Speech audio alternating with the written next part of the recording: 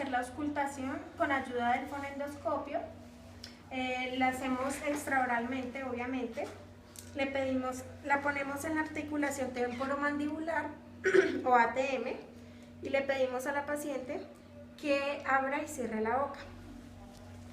Esperen un momento, me pongo las ayudas. Por favor.